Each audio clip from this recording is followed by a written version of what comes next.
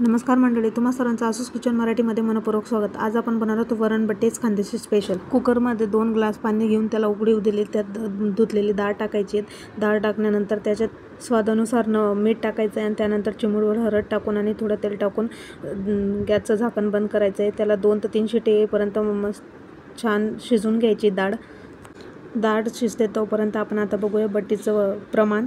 तर बट्टी बनवण्यासाठी मी 2 वाटी गव्हाचं पीठ घेतलं आहे, त्यात टाकलं आहे मी बारीक रवा। माझ्याकडे बारीक रवा नव्हता म्हणून मी जाड रव्याला मिक्सरमध्ये फिरवून घेऊ शकता तुम्ही, जसं मी आता जाड रव्याला मिक्सरमध्ये त्याच पद्धतीने तुम्ही जाड रव्याला मिक्सरमध्ये फिरवून टाकू शकतात। स्वादानुसार मीठ टाकायचं आहे, चिमूटभर ओवा टाकायचे आहेत। ओवांना चांगलं क्रश करून टाकायचं जेणेकरून त्याचा स्वाद चांगला येईल आणि 2 ते 3 चम्मच तेल टाकून आपल्याला मस्त मोहन देऊन घ्यायचं। हाताने दाबल्यानंतर एक गोळा तयार होईल। आपल्याला असं पूर्ण मिक्स करून घ्यायचं तेलाला। त्यानंतर थोडं पाणी घालून घट्टसर कणिक मळून घ्यायची आणि कणिकला साईडला 15 ते 20 मिनिटात। आता बघूयात आपण डाळला फोडणी कशी द्यायची। डाळला फोडणी देण्यासाठी एक पॅन गरम करायचा, त्यात 2 ते 3 चम्मच तेल टाकायचं आहे। राई, जिरं, मोहरी, कढीपत्ता, बारीक चिरलेली हिरवी मिरची आणि बारीक चिरलेलं लसूण। त्यानंतर आपल्याला त्यात टाकायचे टमाटर एक बारीक चिरलेला, त्यानंतर हिंग टाकायचं आहे। त्याला चांगलं मिक्स करून घ्यायचं, परतून घ्यायचं आहे। टमाटर चांगले गळे तोपर्यंत आपल्याला त्याला शिजवत राहायचं। त्यानंतर आपल्याला थोडं त्यात धना पावडर टाकायचं। मीठ आणि हळद आपण आधीच टाकलं, त्याचं लक्ष ठेवायचं आहे। त्यानंतर किंवा त्यानुसारच आपल्याला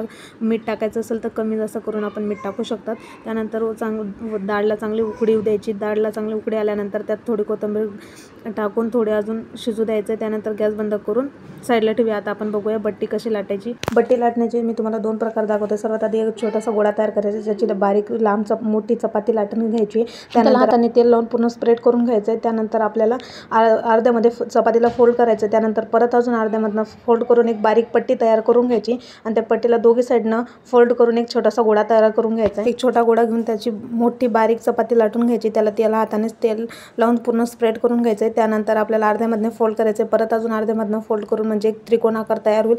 त्याला परत अजून तेल लावून परत दोघी साईडने फोल्ड करून वरचा भागही त्याला परत फोल्ड करून त्याला चिपकून घ्यायचा। एक छोटासा गोळा तयार करायचा आहे। आपल्या असं 2 पद्धतीची मी तुम्हाला बट्टी बनवण्याची रेसिपी दाखवली। आता आपण सर्व बट्ट्या रेडी करून स्टीम करायला स्टीमरमध्ये रेडी करून ठेवूया। आपण 15 ते 20 मिनिटं आपल्याला स्टीम करायचं आहे। स्टीम झाल्यानंतर आपल्याला स्टिकच्या किंवा चाकूच्या सहाय्याने आपल्याला बट्टीमध्ये टाकून बघायचं आहे। जर आपला चाकू किंवा स्टिक क्लीन येत असेल म्हणजे आपली बट्टी परफेक्टली रेडी झालेली आहेत। सर्व बट्ट्या बाहेर काढून त्याचे छोटे छोटे कट करून घ्यायचे आहेत तुकडे।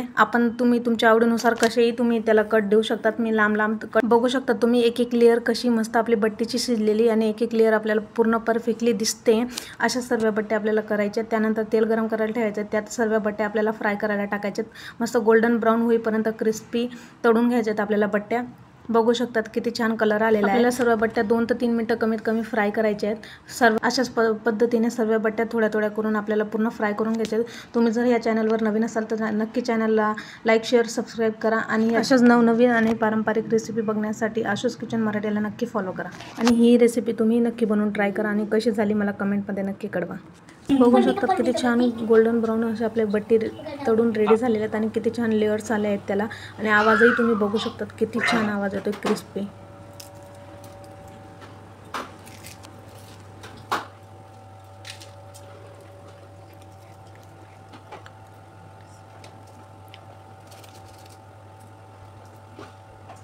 भेटूया उद्याच्या रेसिपीमध्ये। Okay, bye.